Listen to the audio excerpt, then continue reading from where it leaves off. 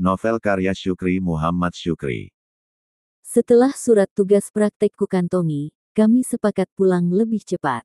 Sebelum melangkahkan kaki memasuki jalan lintang, jalan menuju ke Kebayakan, aku mampir ke toko Murni Hati. Toko kelontong di depan terminal. Memenuhi pesan ibu, membeli sisir yang terbuat dari tanduk.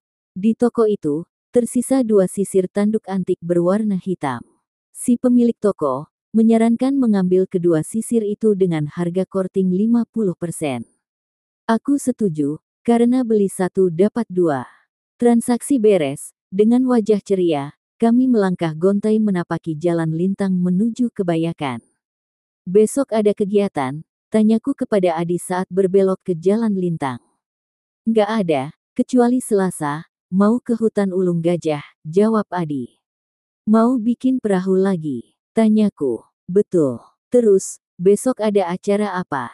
Tanya Adi. Menanam kopi Arabica di kebun belakang rumah, kataku. Mau, aku ikut ya, jawab Adi kegirangan. Jam 7 pagi mulai, sebutku. Kalau begitu, kita ke rumahku dulu. Ku ganti seragam sekolah ini, terus nginap di rumahmu, tawar Adi. Siap Kapitan. Pekikku senang. Menjelang azan duhur, kami tiba di rumah Adi. Ibu si Adi sudah menyiapkan jamuan makan siang dengan menu mujahir masam jing, pucuk labu siam rebus, cecah terong Belanda. Aromanya bikin ngiler. Entah karena sangat lapar, aku sampai tambah nasi 2 kali. Ibu si Adi menawarku tambah nasi yang ketiga kalinya. Namun kutolak dengan halus, karena perutku sudah sangat kenyang. Ini kenduri untuk peraih 10 besar di sekolah, ungkap Aman Adi. Benar, Imbu Inen Adi. Selamat praktek mengajar di SD Nangka, timpal Aman Adi. Waduh, kok Pak Cik dan Bibi tahu? Tanyaku heran. Si Adi cerita sewaktu ke dapur, buka Inen Adi. Kalian hebat, selamat ya, puji Aman Adi sambil menyalamiku. Kulirik Adi, dia hanya tersenyum. Dia memang sering membuat kejutan dan pendadakan. Aku sangat maklum, itu khas Adi yang kukenal. Memang kejutan yang dibuat Adi biasanya positif. Berbeda dengan Harry, teman ternakal di kelas, kejutannya sering membahayakan. Pak Cik, mohon izin, mau ngajak Adi nginap di rumah malam ini, pintaku. Boleh. Ada acara apa? Tanya Aman Adi. Besok mulai menanam kopi Arabica di kebun, jelasku. Kopi di kebunmu bagus, kenapa harus ditanam lagi? Tanya Aman Adi heran. Itu kopi Geste, usianya sudah 19 tahun. Mau diremajakan dengan kupikul, jelasku lebih detail. Kupikul merupakan sebutan petani di dataran tinggi Gayo untuk kopi Arabica, kopi berbiji besar.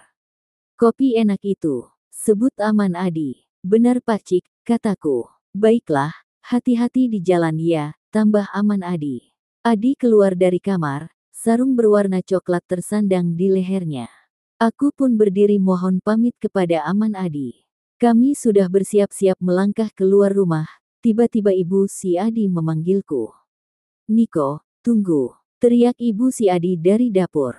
Iya, jawabku melirik ke dapur. Kulihat Inen Adi menenteng rantang kaleng, menuju ke arahku. Titip masam jing untuk AKDDcer, kata ibu si Adi. Dia selalu memanggil ibuku dengan AKDDcer, artinya kakak dari Dedecer. Ibu pun memanggil ibu si Adi dengan Aka Kebayakan. Banyak kali, ujarku heran. Rezeki. Tadi pagi Pak Cikmu masang jaring, dapat mujahir 2 ember, ungkap ibu si Adi. Terima kasih, kataku sekaligus mohon pamit. Ibu sangat senang mendapat kiriman gulai ikan dari ibu si Adi. Segera menu mujahir masam jing itu dihangatkan. Di atas bale-bale sudah terhidang sayur tumis keloang, yaitu daun pakis tumis, dan cecah terong Belanda. Itulah menu tetap mingguan di rumahku, ditambah menu ayam bumbu sengeral, gulai kari ayam. Pancaran aroma menu makan malam sungguh memancing selera. Ngiler bikin perut keroncongan. Tidak sabar, Adi langsung mencicipi tumis keloang. Enak, dia memberi tanda jempol ke arahku.